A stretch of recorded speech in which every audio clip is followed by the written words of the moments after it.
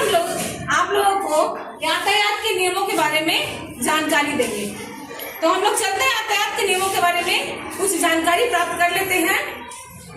सबसे पहले हम लोग, मेरा नियम है, पहला नियम है ट्रैफिक सिग्नल के नियम का पालन करना।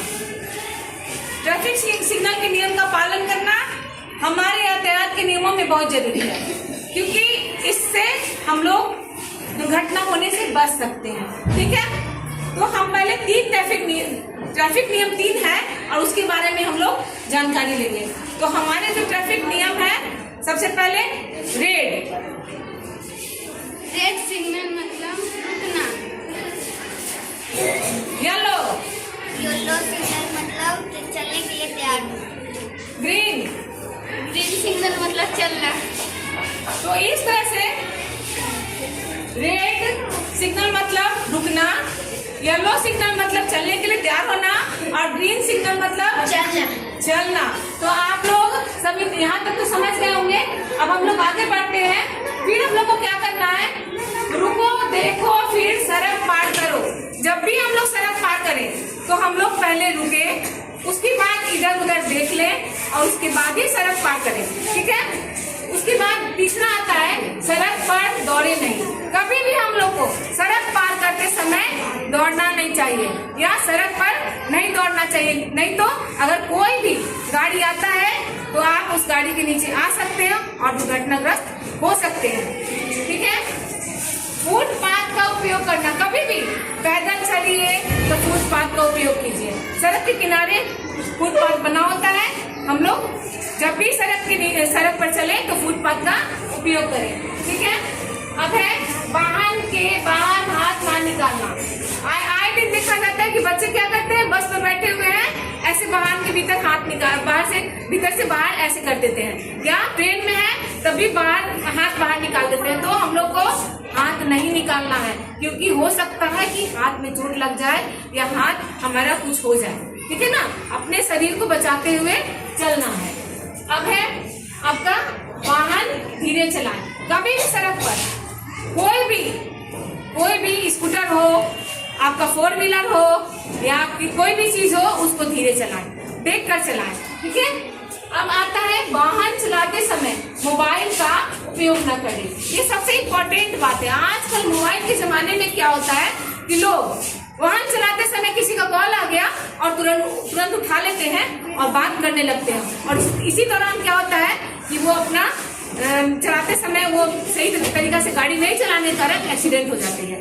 तो सबसे पहले हम लोग उस चीज का ध्यान रखना होगा कि वाहन चलाते समय, कोई भी गाड़ी चलाते समय हम लोग मोबाइल का उपयोग ना करें। तो अब आता है वाहन चलाते समय सीट बेल्ट का उपयोग करें। जब भी हम लोग 4 व्हीलर चलाते हैं और लंबी दूरी में जा रहे हैं या आप मतलब कहीं भी जा रहे हैं, तो सबसे पहले सीट बेल्ट का उपयोग आगे की सीट पर बैठे हुए जो ड्राइवर हैं और उसके बगल में बैठे हुए जो लोग हैं, उनको सीट बेल्ट का उपयोग जरूर करना चाहिए।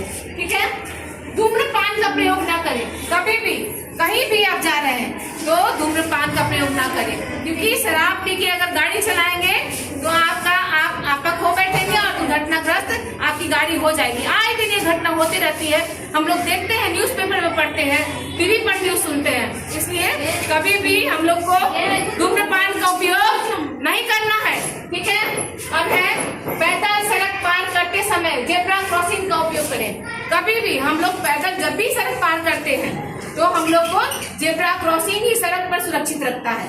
कभी भी सड़क पार कीजिए तो जेब्रा क्रॉसिंग का ही प्रयोग कीजिए और इधर उधर से सड़क पार ना कीजिए। तो ये तो हुआ, मैंने आप लोगों को इसे समझाया। अब मैं आपको एक छोटी सी गतिविधि के द्वारा, जो बच्चों के द्वारा तैयार की गई है, उसके द्वारा मैं आप लोगों को प्रयोग करके बताती हूँ। चलिए आगे बढ़ते हैं।